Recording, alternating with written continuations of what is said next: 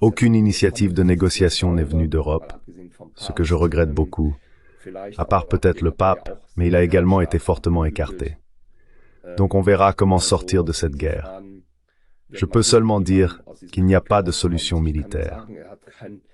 La situation du personnel en Ukraine est dramatiquement mauvaise, notamment en raison du départ de près de 700 000 hommes ukrainiens aptes au service militaire.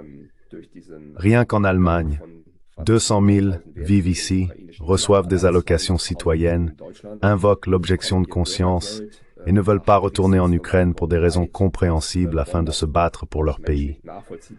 En même temps, nous discutons d'envoyer nos propres fils et soldats là-bas pour libérer l'Ukraine. C'est une situation bizarre et folle.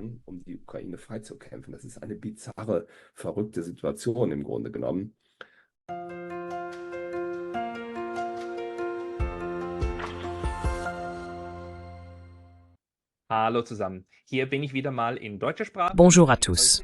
Me voici de nouveau en langue allemande, car aujourd'hui je discute avec le Dr Erich Wad, un ancien général de brigade allemand avec beaucoup d'expérience en politique de sécurité. Monsieur Wad a été conseiller en politique de sécurité et de défense au Bundestag de 2000 à 2006, ainsi que chef de groupe à la chancellerie fédérale. Secrétaire du Conseil fédéral de sécurité et conseiller militaire de la chancelière Angela Merkel de 2006 à 2013.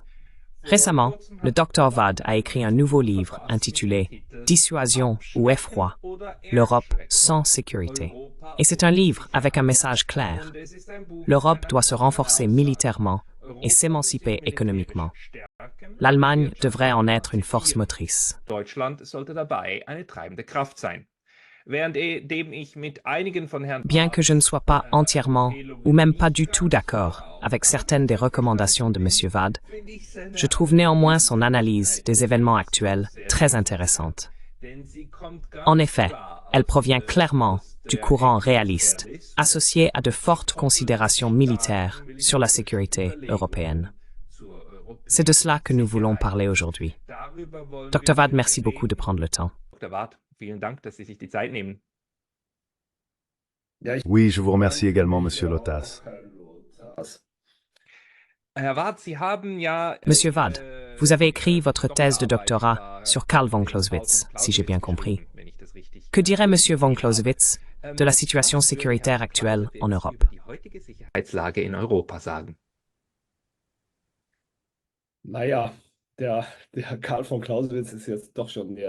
Eh bien, Karl von Clausewitz n'est plus parmi les vivants depuis presque 200 ans, mais il a bien sûr écrit un livre très influent, De la guerre.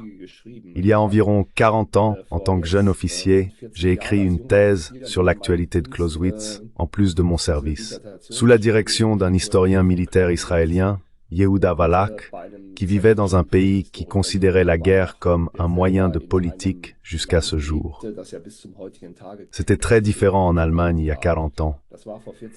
Il est très intéressant pour moi que nous ayons de nouveau affaire au thème de la guerre dans la haute politique aujourd'hui.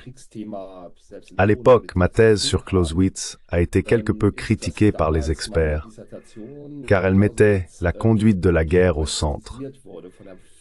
À l'époque, il s'agissait de prévenir la guerre dans le cadre de la stratégie de dissuasion de l'OTAN, par exemple.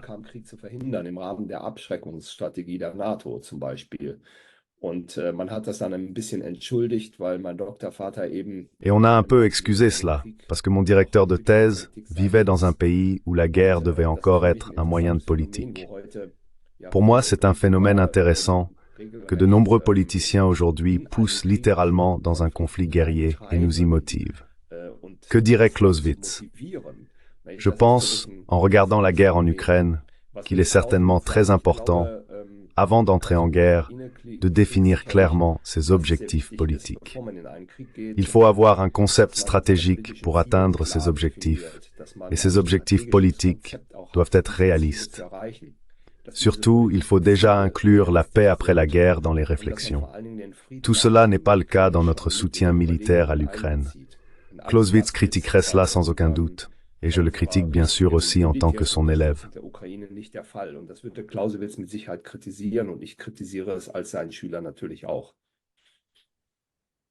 Damit sind wir eigentlich beim Kern Ihres Buches angelangt. Nous arrivons ainsi au cœur de votre livre. Je crois que cela vous dérange beaucoup qu'en ce moment en Allemagne, mais aussi en Europe, on ne sache pas vraiment quelle direction politique prendre et que cela affecte la situation sécuritaire du continent. Pourriez-vous peut-être présenter brièvement les principales thèses ou les principales critiques de votre livre? Die Hauptkritik des Buches kurz vorstellen. Naja, die Hauptkritik des Buches ist einfach, dass man bezogen jetzt zum Beispiel auf den La principale critique du livre est qu'il faut comprendre le caractère politique de la guerre en Ukraine. C'est une guerre de défense légitime d'un pays attaqué, et il est tout à fait légitime que nous aidions ce pays. Mais il faut aussi voir que c'est une guerre par procuration entre les États-Unis et la Russie. Derrière la Russie se trouve également la Chine. Il faut comprendre cette signification de la guerre. De nombreux analystes nient cela et disent que ce n'est pas vrai. Quand on parle d'une guerre par procuration, on est souvent qualifié de compréhensif envers Poutine ou accusé de servir le narratif russe. Ce sont des interdictions de pensée que l'on s'est imposées.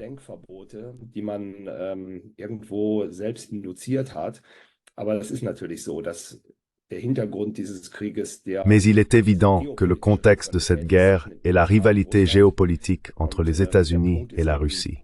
Le point est que nous avons un scénario similaire à la crise des missiles de Cuba. En 1962, Kennedy ne pouvait pas permettre à l'Union soviétique de s'implanter militairement à Cuba, car c'était une sphère d'intérêt vitale pour les États-Unis, jusqu'à ce jour, les Caraïbes et le Panama. Il y a eu aussi des interventions militaires ces dernières années, et c'est un sanctuaire qui remonte à la doctrine Monroe, si vous voulez. Il faut considérer cette dimension stratégique d'un conflit. La crise des missiles de Cuba est pour moi un exemple.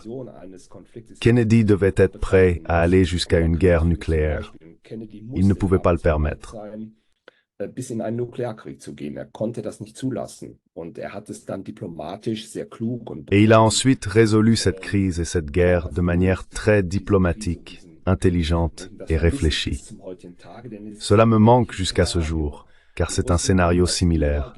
Les Russes ne peuvent pas permettre, en raison de leur situation géostratégique, que l'Occident prenne essentiellement le contrôle de la région de Crimée et de la région de la mer Noire, et leur enlève surtout la possibilité de garantir le contrôle de la côte de la mer Noire par voie terrestre. En tenant compte également de la flotte de la mer Noire, les seuls ports libres de glace que possède la Russie. Il faut simplement comprendre cela du point de vue russe. C'est d'ailleurs similaire pour la Chine. La Chine restera donc inflexible en ce qui concerne la mer de Chine méridionale et aussi Taïwan.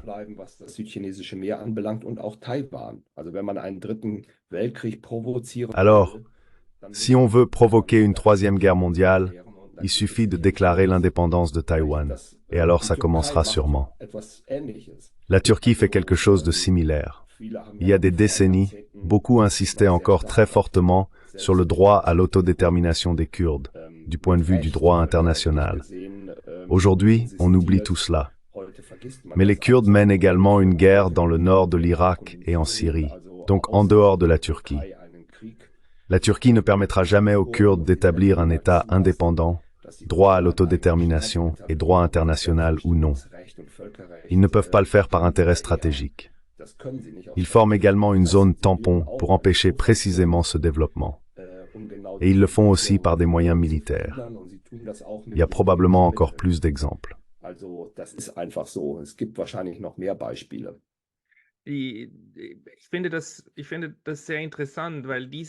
Je trouve cela très intéressant, car cette analyse de votre part, et je la partage, je peux la signer à 100%.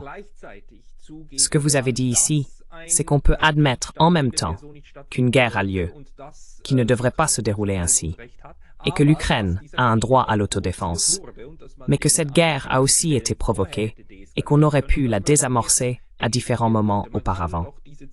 On peut percevoir ces deux choses en même temps, mais il me semble que dans le discours politique actuel, cela n'est pas permis, du moins si l'on écoute le courant dominant. À quoi associez-vous cela?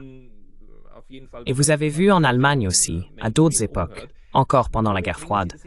Le réalisme était un pilier très important de la conception de sa politique étrangère. Et cela me semble moins être le cas aujourd'hui. Ou comment voyez-vous cela? Und das scheint mir jetzt heute weniger der Fall geworden. Oder wie sehen Sie das?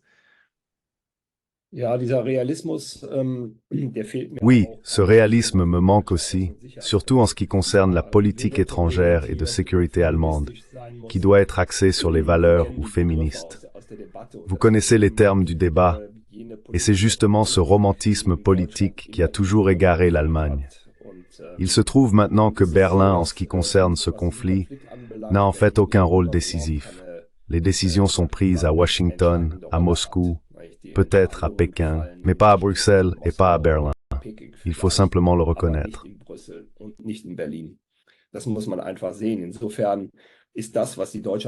En ce sens, ce que fait la politique étrangère allemande n'est en réalité qu'un accompagnement rhétorique de ce qui est fait. Ils ne sont pas les architectes du conflit, et ils sont les plus grands soutiens de l'Ukraine. Il est également normal que nous assumions ce soutien. Mais l'excès, qui devient parfois visible lorsqu'on dit que nous devons anéantir, battre, vaincre les Russes, reconquérir le Donbass ou la Crimée et combattre jusqu'au bout. Et puis aussi en Allemagne, cette croyance aux armes miracles. En tant qu'historien, j'ai vraiment remarqué que je dois parfois sourire, si ce n'était pas si triste, parce que nous avons déjà vécu tout cela.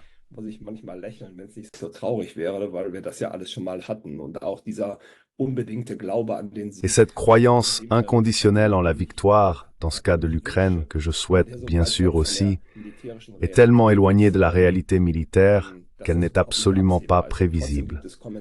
Pourtant, il y a des commentateurs qui affirment cela presque tous les 2 jours. Ils disent que l'Ukraine a juste besoin de suffisamment d'armes, puis elle écrasera les Russes.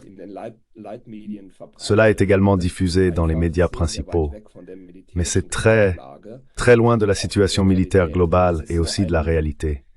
Cette pensée en Allemagne, cet idéalisme bien intentionné, nous a déjà très souvent conduit à la ruine.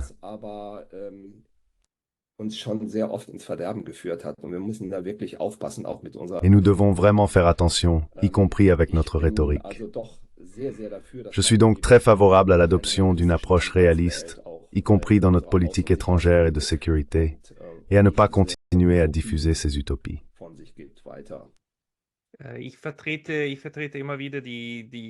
Je soutiens toujours l'opinion et l'analyse selon lesquelles la neutralité est un concept très important du réalisme. La neutralité pour l'Ukraine aurait été, je crois, tout simplement la solution par excellence. Êtes-vous d'accord avec moi ou non?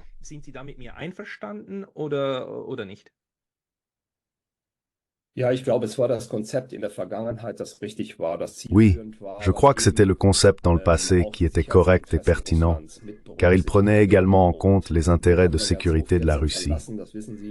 Ce chemin a été abandonné en 2014, vous le savez. Cela a conduit à l'annexion de la Crimée. C'était finalement une réaction au fait que du point de vue russe, il était inacceptable que l'Ukraine commence à aspirer à devenir membre de l'OTAN. J'étais moi-même présent au sommet de l'OTAN en 2008 à Bucarest, lorsque cette adhésion à l'OTAN a été rejetée par l'Allemagne et la France.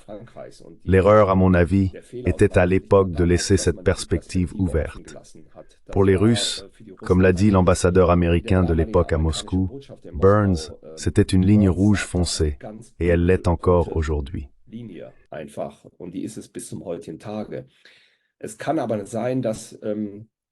Il se peut cependant que l'on doive maintenant évaluer la situation différemment, car le temps a passé, et il y a eu de nombreux développements entre-temps. L'ancienne chancelière Angela Merkel a tenté de sauver ce qui pouvait l'être dans ses accords de Minsk, et cela a finalement échoué. Nous avons aujourd'hui une nouvelle situation. En ce qui concerne Donald Trump et sa mentalité, je lui fais tout à fait confiance pour, s'il devient président, simplement appeler son ami Vladimir et dire « finissons-en ». Partageons cela simplement. Alors je n'exclus pas qu'à la fin, l'Ukraine de l'Ouest puisse, sous certaines conditions, rejoindre l'OTAN. Donc c'est un peu de la musique d'avenir. Möglicherweise steuern wir auch auf eine Korea. Il est possible que nous nous dirigions également vers une solution à la coréenne et que tout cela reste ouvert. Cela a très bien fonctionné en Corée avec cette ligne de démarcation. Il faut simplement attendre. Je ne suis pas devin. Je vois seulement qu'il n'y a pas de solution militaire à cette guerre. Je le dis depuis des mois, et j'ai de la peine pour les centaines de milliers de soldats qui meurent et n'ont pas la possibilité, comme près de 700 000 Ukrainiens aptes au service, de se réfugier à l'étranger. C'est fondamentalement ce qui me préoccupe en tant que militaire et soldat. Je n'ai rien contre la guerre en principe. Je ne peux pas en avoir en tant qu'ex-général. Mais j'ai quelque chose contre les guerres insensées. Et j'ai quelque chose contre le fait que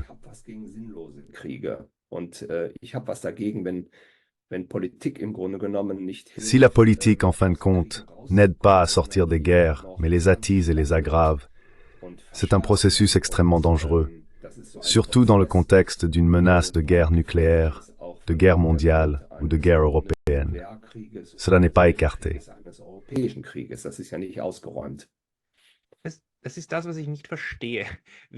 C'est ce que je ne comprends pas. Comment se fait-il qu'en Europe, et j'inclus la Suisse dans ce cas, car la couverture médiatique en Suisse va dans des directions très similaires, nous soyons en grande partie prêts à entrer dans une guerre nucléaire européenne?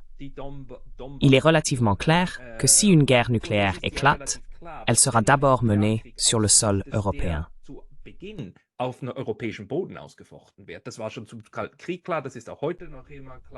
C'était déjà clair avant la guerre, et c'est encore clair aujourd'hui. Avant que Washington et Moscou ne se tirent dessus, cela se passe en Europe. Comment expliquez-vous que le gouvernement fédéral ne semble pas avoir peur de cela en ce moment, ou même dit qu'il ne faut pas avoir peur de quelque chose comme ça? Nous devons continuer maintenant.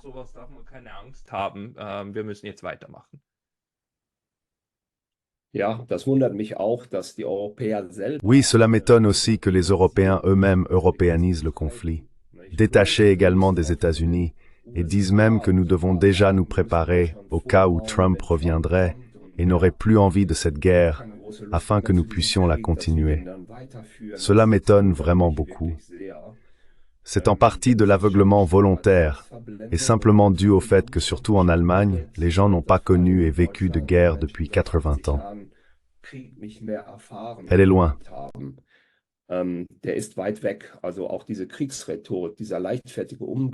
Donc cette rhétorique de guerre, cette légèreté avec laquelle on parle de guerre, c'est très très préoccupant. Et simplement dû au fait que la plupart des gens croient que c'est un événement télévisé ou au mieux un match de football. C'est très éloigné de soi-même. Cela a quelque chose à voir avec l'armée de l'air, mais pas avec les autres choses typiques des guerres, comme les massacres, les viols, les meurtres et les carnages, le sang. La guerre signifie que le soldat ennemi entre dans ma maison, y met le feu et tue toutes les personnes qui s'y trouvent. C'est ça la guerre. Et il faut vraiment le clarifier. D'un côté, nous avons maintenant à nouveau beaucoup de films de guerre dans les médias où cela est également abordé.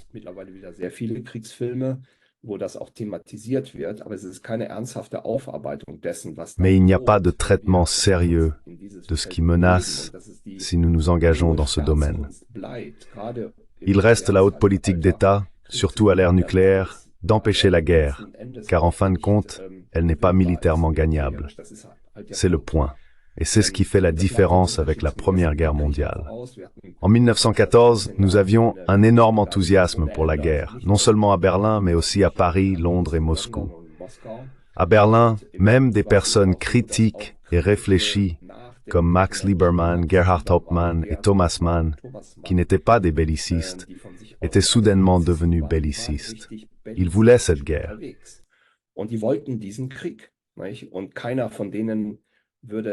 Et aucun d'entre eux n'aurait souhaité revivre cette guerre 4 ans plus tard, si l'on considère ce qu'elle est devenue. Ce que j'écris aussi dans le livre, c'est que la guerre est imprévisible. Clausewitz a démontré que souvent, il en résulte quelque chose de complètement différent de ce qui était prévu, mais avec la conséquence de millions de morts. La différence avec 1914 et que les comparaisons historiques sont toujours un peu bancales.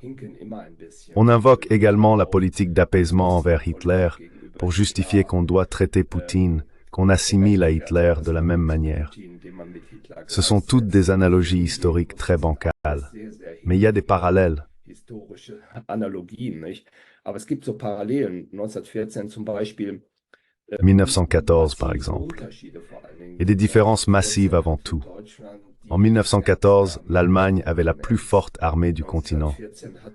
En 1914, l'Allemagne avait des politiciens qui connaissaient l'armée, qui avaient servi et qui ne sortaient pas du pacifisme et du mouvement pour la paix, comme c'est le cas aujourd'hui. Et en 1914, il n'y avait pas d'armes nucléaires. Cela signifie que si nous entrons en guerre, quelle qu'elle soit, guerre européenne, nous avons ce scénario où nous ne pouvons pas non plus gagner cette guerre militairement. Là aussi, nous devrons négocier à un moment donné si nous ne voulons pas nous entretuer.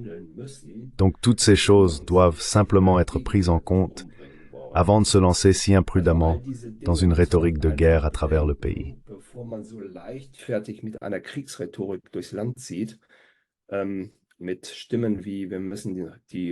Avec des voix comme « Nous devons prendre pour cible les ministères russes à Moscou »,« Nous devons porter la guerre loin dans l'arrière-pays russe ». D'ailleurs, cela est également très critiqué par les Américains, y compris cette discussion sur les armes à longue portée. Ce sont les Américains qui ont dit que cela reste limité à la région de Kharkiv et aux objectifs militaires en Russie qui combattent directement la région de Kharkiv. En raison du manque de profondeur spatiale, c'est très fortement conditionné. Et dans le débat allemand, cela n'a joué aucun rôle. Aujourd'hui, les politiciens allemands veulent encore beaucoup plus que cela.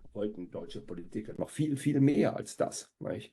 Also es ist durchaus so auch in der amerikanischen Debatte, dass dieser Ukraine. Il en va de même dans le débat américain, où cette guerre en Ukraine est discutée de manière beaucoup plus critique dans la confrontation politique entre républicains et démocrates qu'en Allemagne. Ici, nous avons vraiment un débat très axé sur le consensus, et ceux qui s'en écartent le ressentent fortement. C'est vraiment très étonnant. Ce fondamentalisme et cette exclusion de la réelle politique, coûte que coûte pour aller all-in, et même envoyer des troupes au sol, sont tellement éloignés de la réalité militaire qu'on ne peut que s'étonner de ces caprices.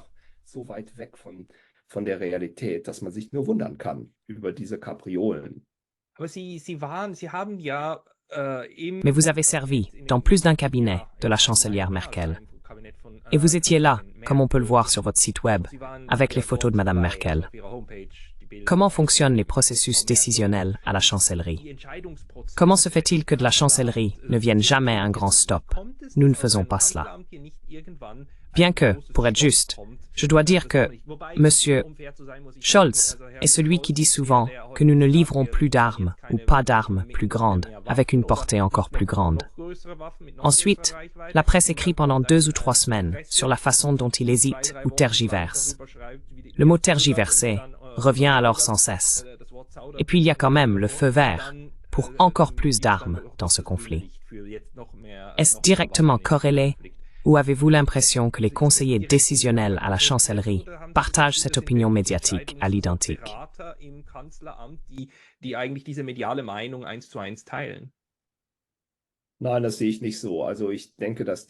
Non, je ne le vois pas ainsi.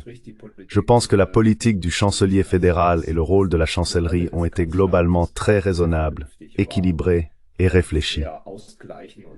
Bon, ils ont cédé l'année dernière aux demandes massives de livrer des chars Léopard 2 qui devaient changer la donne et renverser la situation dans la guerre. À l'époque, je m'y suis opposé. Pas parce que j'ai quelque chose contre les chars Léopard en principe. Je trouve que c'est un super système d'armes. Je n'ai rien contre la livraison d'armes. Seulement, l'objectif de provoquer un tournant dans la guerre avec cela était absolument irréaliste à l'époque. Mais personne ne voulait le savoir. Les médias ont mis une forte pression sur la chancellerie jusqu'à ce qu'elle finisse par livrer 18 chars Léopard, dont personne ne parle plus aujourd'hui, mais qui manquent à la Bundeswehr. C'est déjà un fait. Ils ont encore besoin d'1 an et demi pour récupérer ces 18 chars. Et la Bundeswehr n'est pas vraiment dans un état où l'on peut dire que ce n'est pas grave. Nous avions parfois moins de chars de combat que la Suisse ces dernières années. Nous sommes maintenant bien en dessous de 300 chars de combat opérationnels. Auch bei weit unter 300 einsatzbereiten Kampfpanzern. Das ist jetzt nur ein Detail. Aber das muss man C'est juste un détail, mais il faut aussi le voir. La chancellerie a cédé à cette pression médiatique et politique. Ce n'est pas facile d'agir en tant que chancelier dans une coalition de 3 partis. Il doit maintenir ensemble les Verts, les libéraux et son propre parti, qui n'est pas non plus dans une situation politique forte. Et ce n'est pas facile. Compte tenu de ces conditions, que je connais bien pour avoir travaillé à la chancellerie fédérale, il a déjà essayé de faire de son mieux, il faut le dire.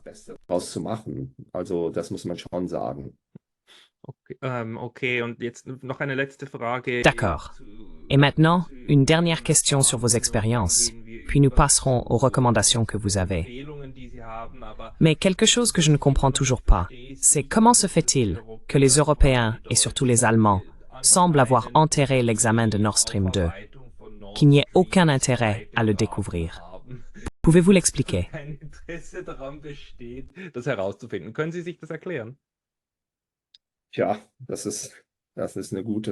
Eh bien, c'est une bonne question.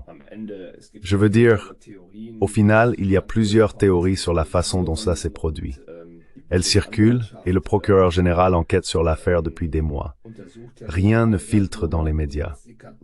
Nous avons des décennies d'expérience avec d'excellents journalistes d'investigation qui ont découvert toutes sortes de choses. Pensez aux Panama Papers ou à d'autres scandales qu'ils ont déclenchés et publiés grâce à un travail de recherche minutieux.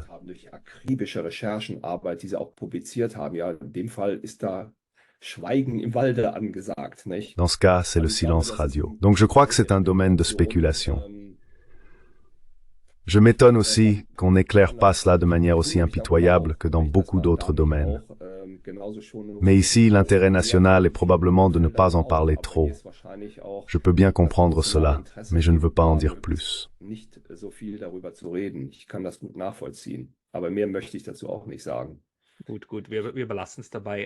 Bien, bien, nous en resterons là. Passons à vos recommandations. Surtout dans la conclusion de votre livre, vous donnez des recommandations claires sur ce que l'Europe devrait faire. Pourriez-vous énumérer vos points les plus importants et expliquer comment ils sont liés à la situation mondiale actuelle?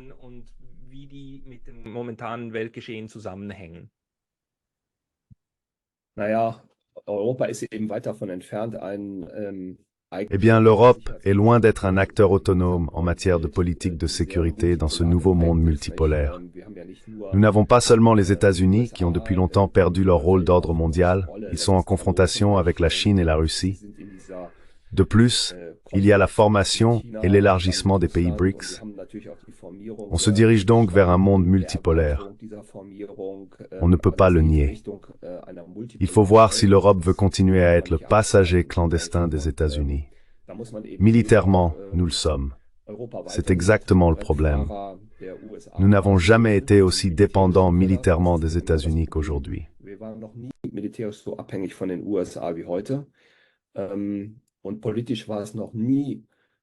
Et politiquement, il n'a jamais été aussi nécessaire de mener une politique européenne autonome, en collaboration avec les Américains dans l'Alliance occidentale. Je ne souhaite pas du tout quitter cette alliance pour le moment, qui a prouvé son efficacité pour notre sécurité pendant 75 ans. Cependant, il faut aussi être critique en ce qui concerne son évolution. Il ne doit pas être que l'OTAN reste essentiellement l'enclume pour les opérations militaires américaines dans le monde. L'OTAN est une alliance défensive, une alliance de défense contre les menaces. La nouvelle menace est certainement la Russie, surtout la Chine, mais pas seulement. Il faut y faire face et s'y préparer.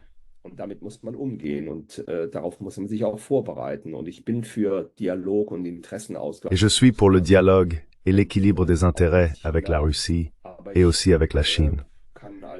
Mais en tant que militaire, je ne peux dire qu'une chose. Cela ne fonctionne qu'en combinaison avec une force militaire que nous n'avons pas en ce moment. Il est certainement nécessaire d'agir pour mettre nos forces armées à jour afin que nous puissions protéger l'Europe tant par des moyens militaires que non militaires. J'ai expressément souligné dans mon livre l'énorme flanc sud ouvert de l'Europe et la migration illégale en cours que nous ne contrôlons pas. C'est tout simplement ainsi. Et c'est aussi un problème de sécurité massif.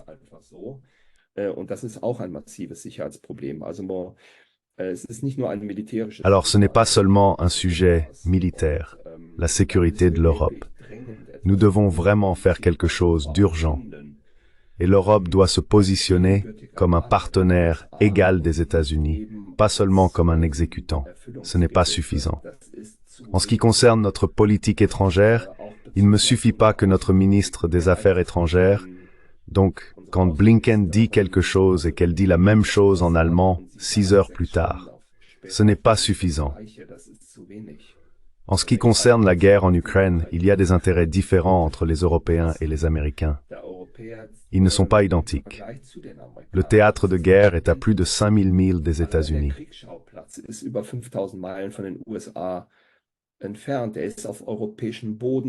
Il est sur le sol européen. Nous aurons également la Russie comme voisin après cette guerre, et nous devrons traiter avec elle. Nous ne pouvons pas avoir intérêt, en tant qu'Européens, à revivre une nouvelle édition de la guerre froide, avec une ligne de front 4 ou 5 fois plus longue qu'à l'époque. Ce sont des intérêts différents, et nous devons en discuter avec notre allié le plus important. Nous avons toujours essayé de combiner la force militaire avec le dialogue et l'équilibre des intérêts, même dans l'histoire de l'OTAN. C'est ce qu'on appelle la doctrine Harmel depuis les années 60. Cela a toujours été notre leitmotiv.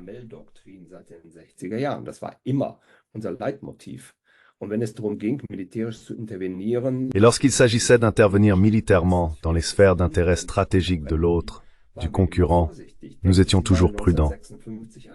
Pensez au soulèvement hongrois de 1956. À l'époque, Eisenhower était président des États-Unis, et il y avait des appels à des livraisons d'armes et à un soutien pour les Hongrois. L'Occident a aidé dans la mesure du possible, mais il n'y a pas eu de livraison d'armes. Eisenhower a déclaré à l'époque qu'il ne déclencherait pas une troisième guerre mondiale à cause de la Hongrie. Un exemple similaire est la crise tchèque de 1968. 450 000 soldats du pacte de Varsovie ont alors occupé et envahi la Tchécoslovaquie.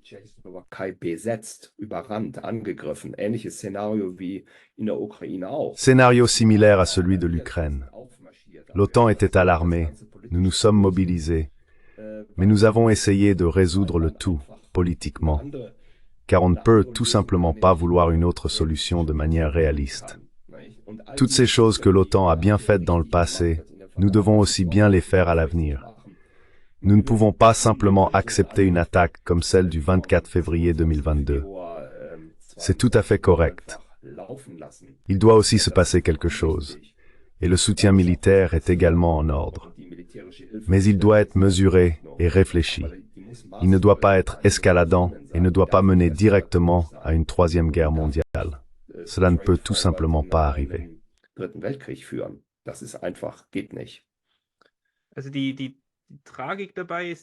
Eh bien, la tragédie ici est qu'il est maintenant relativement clair que la stratégie de la Russie en 2022 était de forcer des négociations par une invasion.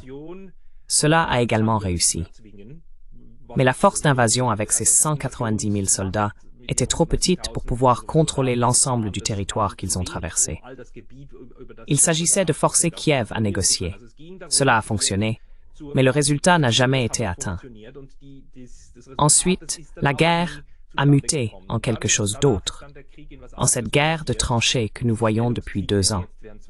Il y a beaucoup de commentateurs qui en attribuent la faute à Boris Johnson et aussi aux États-Unis. Ils ont dit « Ne faites pas la paix avec les Russes, nous vous donnerons des armes et ensuite vous vous battrez ». Comment évaluez-vous cette situation? Wie bewerten Sie diese Sachlage?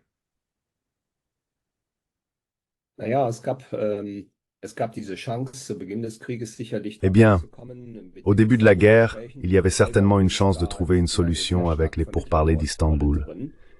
La Turquie a joué un rôle de médiateur très fort, motivé par la realpolitik. La Turquie est un pays important de l'OTAN. Elle possède la 2e plus grande armée de l'OTAN en Europe et est d'une grande importance géostratégique, bien plus significative que l'Allemagne, également pour les conflits futurs. Elle renforce tout le Proche-Occident jusqu'en Asie centrale. La Turquie avait une politique très équilibrée d'Arab Berkworth.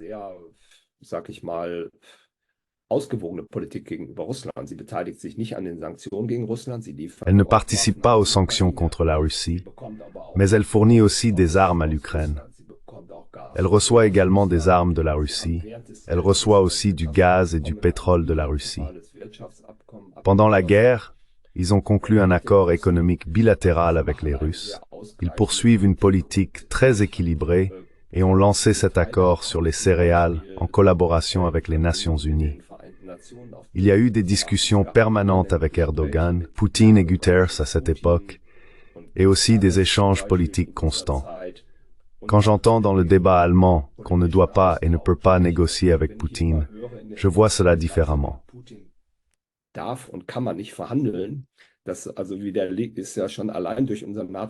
Cela a déjà été réfuté des dizaines de fois par notre partenaire de l'OTAN, la Turquie. Mais je pense que la Turquie est peut-être maintenant hors d'un rôle possible de médiateur en vue des pourparlers de paix. Je pense que la Chine, si l'on prend cette proposition de paix sino-brésilienne pour des négociations de fin mai, reprend beaucoup des discussions d'Istanbul. Celle-ci se réfère également très fortement aux accords de Minsk. Il est tout à fait possible que la Chine y parvienne également, car les Russes sont simplement devenus des partenaires juniors des Chinois. Nous avons en fait poussé les Russes dans ce rôle, ce qui soulève également la question de savoir si c'était si intelligent du point de vue occidental.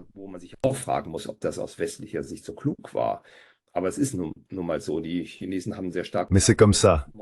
Les Chinois ont une très forte influence sur Moscou et sont certainement aussi un partenaire équivalent en ce qui concerne les États-Unis.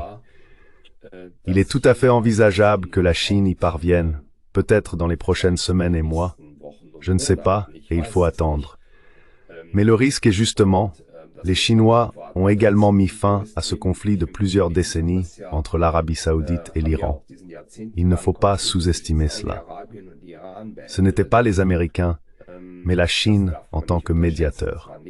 Et si la Chine réussit à mettre fin à la guerre en Ukraine, alors ils ne seront plus seulement une puissance eurasienne, mais une puissance qui, en ce qui concerne la sécurité européenne, aura son mot à dire à partir de ce jour.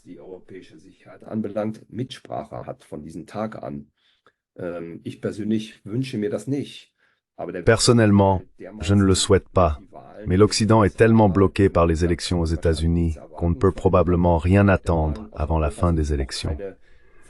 Aucune initiative de négociation n'est venue d'Europe, ce que je regrette beaucoup, à part peut-être le pape, mais il a été très très fortement rabroué.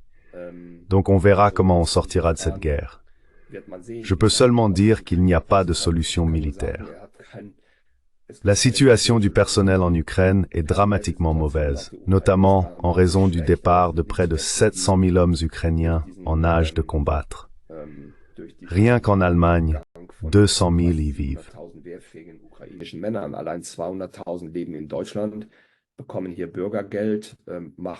Ici, ils reçoivent des allocations citoyennes, refusent de faire le service militaire, ne veulent pas retourner en Ukraine pour des raisons humaines, compréhensibles, et y combattre pour leur pays. En même temps, nous discutons d'envoyer nos propres fils et soldats là-bas pour libérer l'Ukraine. C'est une situation bizarre et folle. Et elle est en fait très déraisonnable. Les rapports de force dans la guerre en Ukraine ne permettent pas de solution militaire. Je le dis depuis des mois. Et il est clair depuis des mois, peut-être même depuis 1 an et demi, que cela va être difficile. Le chef d'état-major américain Mark Milley avait clairement déclaré avant sa retraite qu'une solution militaire est extrêmement difficile.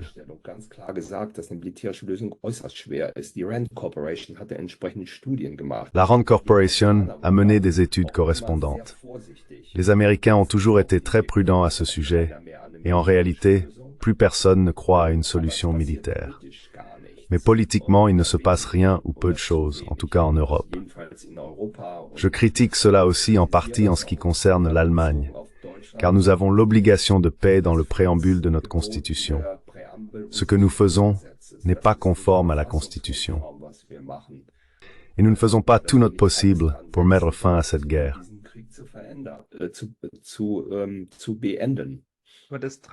Mais ce qui est tragique dans cette situation, c'est qu'il y a des gens qui demandent activement que la guerre continue, dans l'espoir de pouvoir saigner les Russes à blanc.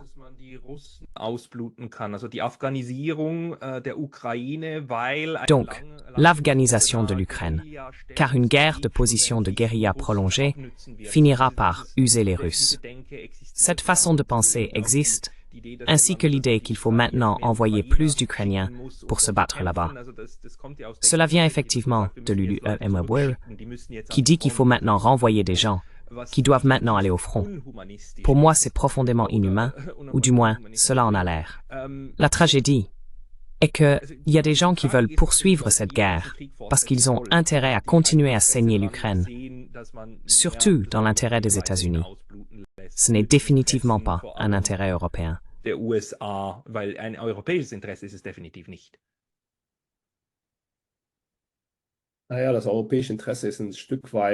bien, l'intérêt européen est en quelque sorte de dire que si les Russes réussissent là-bas, il se pourrait qu'ils s'attaquent à d'autres pays. Mots-clés Géorgie, Moldavie. Les États baltes ont déjà des craintes à ce sujet en raison de leurs expériences historiques. Il faut simplement voir cette possibilité que si les Russes réussissent, ils pourraient avoir envie de plus et dire que cela a bien fonctionné, nous allons continuer. Il faut voir cela de manière critique, mais ce n'est pas un automatisme. Et avec cette théorie des dominos, il faut aussi être très prudent. Nous avons toujours comme exemple emblématique la guerre du Vietnam. Les Américains croyaient que s'ils laissaient le Vietnam devenir communiste, tout le sud-est asiatique deviendrait communiste.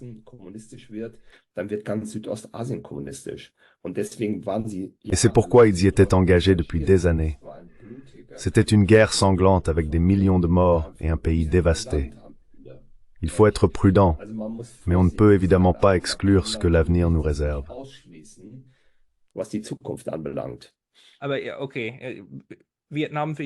Mais d'accord, je trouve le Vietnam intéressant à cet égard, car les Américains se sont finalement retirés. Le Laos et le Cambodge sont effectivement devenus communistes. Le Vietnam est encore communiste aujourd'hui. Et avec le Vietnam, les États-Unis ont maintenant conclu un partenariat stratégique. Personne ne s'intéresse plus au fait qu'il soit communiste. Ce n'est pas un problème. Mais ma véritable question, ou mon point suivant, est que je ne comprends toujours pas la logique des communistes.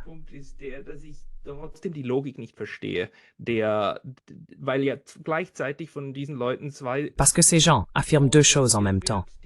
Il faut battre la Russie pour que l'Ukraine puisse entrer dans l'OTAN, car dans l'OTAN, elle sera en sécurité. C'est tout le point. Donc l'Ukraine doit entrer dans l'OTAN pour être en sécurité. Et en même temps, on dit que si la Russie gagne, alors l'OTAN ne protège plus les États baltes. Donc, les prochains seront concernés.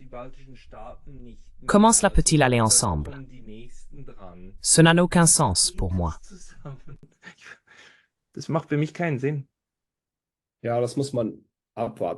Oui, il faut attendre, Monsieur Lotaz. Je suis aussi un peu partagé. Je fais confiance à quelqu'un comme Donald Trump pour simplement le faire. Qu'il intègre l'Ukraine de l'Ouest dans l'OTAN, qu'il s'entende avec les Russes et que l'Est devienne alors russe. Je lui fais tout à fait confiance pour ce genre d'accord, comme il le dit toujours.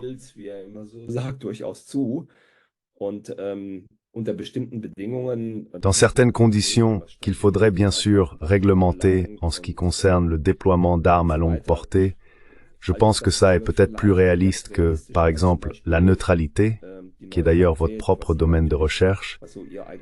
Je crois que ce train est en partie déjà passé, mais il faut simplement attendre de voir où cela va mener maintenant.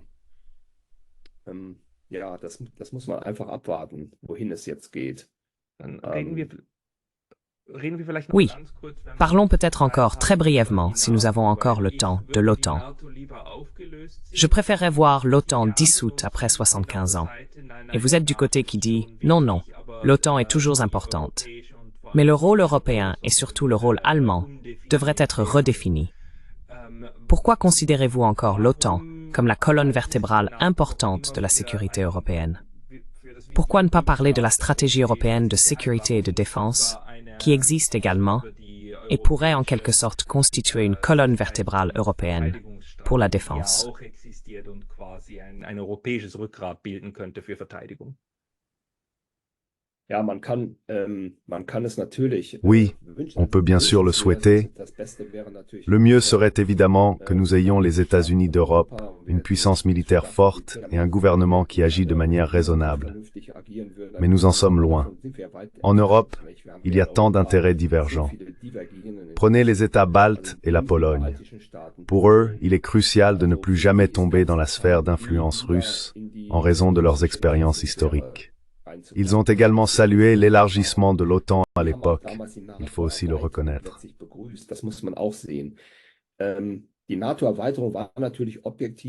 L'élargissement de l'OTAN a bien sûr été, objectivement parlant, une détérioration de la situation stratégique de la Russie, dès le début, c'est vrai. Mais il fallait aussi gérer ces pays et les peurs et besoins de ces anciennes républiques soviétiques. En ce sens, ils ont finalement trouvé une patrie dans l'OTAN, si l'on peut dire. Nous avons également eu, en Allemagne, la discussion sur la question de savoir si l'Allemagne réunifiée pouvait rester complètement dans l'OTAN.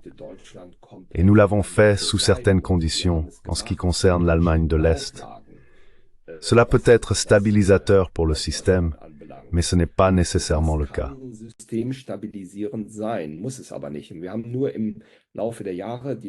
Nous avons, au fil des années, avancé sans critique l'élargissement vers l'Est de l'OTAN, en reléguant de plus en plus les sensibilités russes au second plan.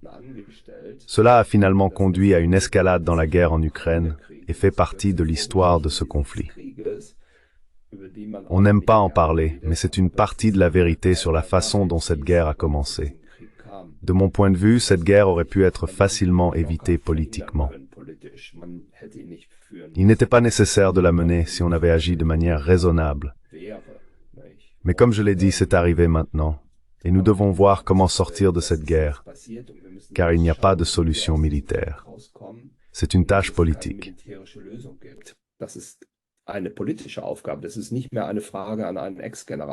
Ce n'est plus une question pour un ex-général. C'est en fait une question pour un diplomate, pour un politicien. Mais ils doivent d'abord sortir de leur trip de guerre. J'essaye toujours d'aider un peu en soulignant très critiquement que la voie militaire n'est pas une solution pour sortir de la guerre. J'aimerais qu'il y ait cette voie. Alors ce serait bien. Mais pour vaincre la Russie, la plus grande puissance nucléaire du monde, compte tenu des rapports de force sur le terrain, il ne suffit pas de fournir des armes. Il faut vraiment aller à fond militairement. Mais on ne gagnera pas non plus cette guerre, car les Russes ont des armes nucléaires. Et cela ne rentre pas dans certaines têtes.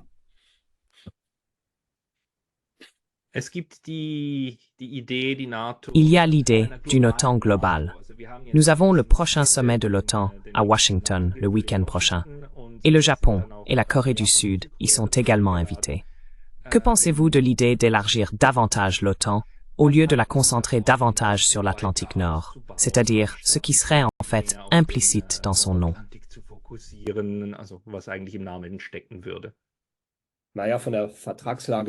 Eh bien, en ce qui concerne la situation contractuelle, c'est clair.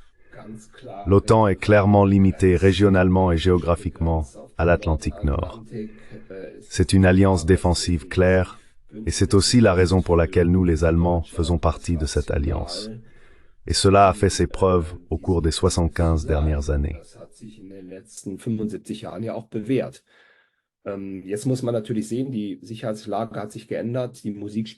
Il faut maintenant voir que la situation sécuritaire a changé.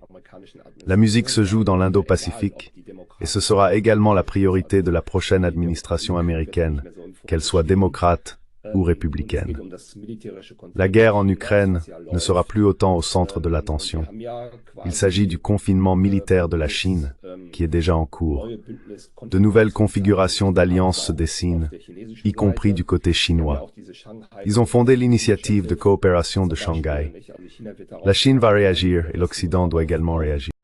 La situation est très délicate. Diffizile Situation. Einige Pazifikstaaten wollen eben Certains États du Pacifique veulent rester libres d'une Chine qu'ils considèrent comme expansive et cherchent plutôt la protection de l'Amérique.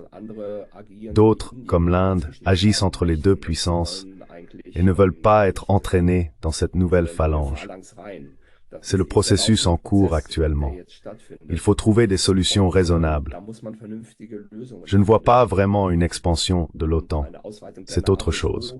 Si nous sommes actifs là-bas, y compris militairement et aussi du côté allemand, nous ne devrions pas nous surmener, car la défense nationale et alliée est le cœur de la mission constitutionnelle de la Bundeswehr. Der Kern des Verfassungsauftrages der Bundeswehr ist, aber wir sind natürlich auch als Mais nous dépendons bien sûr aussi, en tant que puissance commerciale mondiale, de la protection des voies de communication outre-mer, et c'est pourquoi notre marine est également déployée là-bas. Cela n'est évidemment pas sans lien avec le contexte de ce conflit systémique entre les États-Unis et la Chine, mais c'est la situation actuelle. Il faut veiller à ce qu'une politique de sécurité raisonnable encadre ces développements et les transforme en un ordre stable, afin de ne pas être entraînés dans un conflit guerrier à cause de Taïwan. Les Chinois se comportent, à mon avis, de manière très rationnelle et raisonnable.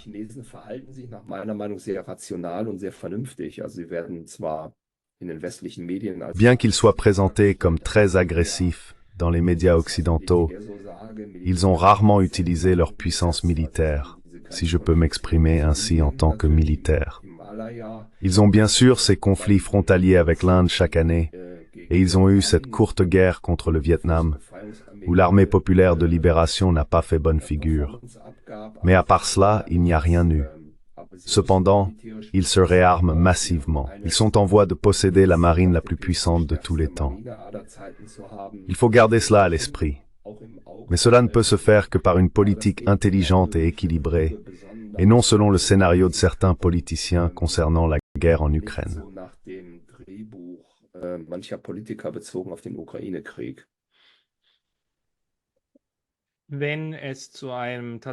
En cas de conflit réel entre la Chine et les États-Unis, que ce soit à propos de Taïwan ou des îles Philippines, donc d'une confrontation militaire, l'Europe devrait-elle se déclarer neutre ou se ranger derrière les États-Unis?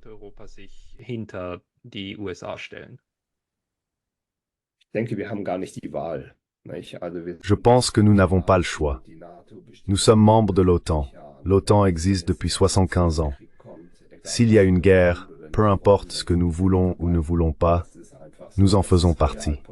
C'est comme ça. C'est la réelle politique. Et c'est la situation. Mais même au moment fort de la guerre froide du point de vue allemand, nous avons eu des chanceliers comme Willy Brandt et Helmut Schmidt qui n'ont pas suivi tout ce qui venait des États-Unis.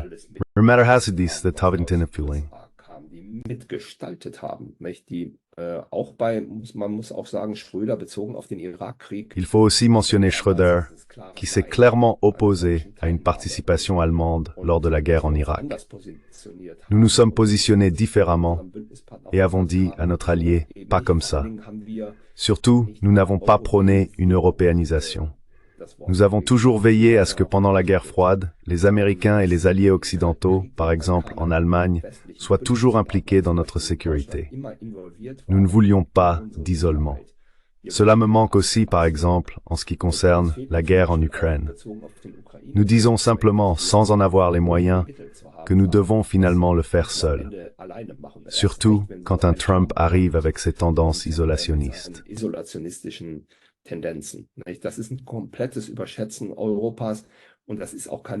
C'est une surestimation complète de l'Europe et une mauvaise politique pour l'Europe. Lors des élections européennes, on voit que les gens ne veulent plus de cela. Je trouve très préoccupant que concernant la guerre en Ukraine, le centre politique bourgeois en Allemagne se soit en grande partie radicalisé. Il n'y a plus d'effort de paix, aucune volonté de compromis, seulement de la rhétorique de guerre. Que les voix raisonnables et modérées viennent plutôt de la gauche et de la droite est totalement fou pour quelqu'un comme moi qui vient du centre politique bourgeois.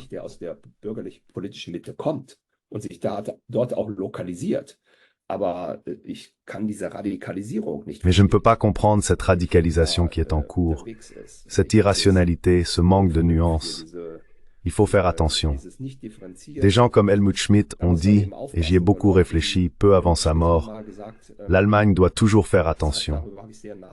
Nous sommes toujours très très vulnérables, nous sommes fortement menacés, et nous devons veiller à toujours mener une politique intelligente et équilibrée. Ce que nous ne faisons pas du tout en ce qui concerne l'Ukraine et la Russie.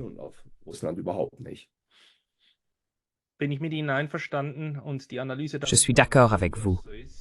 Et l'analyse de la raison pour laquelle c'est ainsi nous accompagnera encore des années, voire des décennies. Monsieur Dr. Wad, je vous remercie. Le lien vers votre livre sera bien sûr inclus dans la description pour les personnes intéressées. Y a-t-il un autre endroit où l'on peut vous suivre? Écrivez-vous quelque part sur Twitter ou ailleurs de manière continue. Auf Twitter oder irgendwo kontinuierlich? Nein, das mache ich nicht. Also ich mache es mehr auf Non, je ne le fais pas. Je le fais plutôt en fonction des besoins. On me demande souvent pour des interviews, comme vous. D'autres le font aussi. Ensuite, je regarde si je peux le faire. Mais j'ai finalement aussi écrit le livre, car chaque participation à un talk show télévisé ou à une conversation occulte certains autres aspects. Bestimmte andere Aspekte ausblendet. Und ich habe versucht, Et j'ai essayé de donner une image aussi complète que possible du paysage sécuritaire d'aujourd'hui. Il faut également intégrer la guerre en Ukraine dans les relations internationales et comprendre ce qui s'y passe. C'est ce que j'ai essayé de faire avec le livre, et c'est pourquoi j'y ai dit tout ce que j'avais à dire. J'en suis heureux, car chaque conversation raccourcit un peu le sujet. En ce sens, j'espère avoir de nombreux lecteurs. Und insofern hoffe ich auf viele Leser. Ja. Le lien sera ajouté dans la description. Monsieur Dr. Wad, merci beaucoup. Merci beaucoup, Dr. Wad.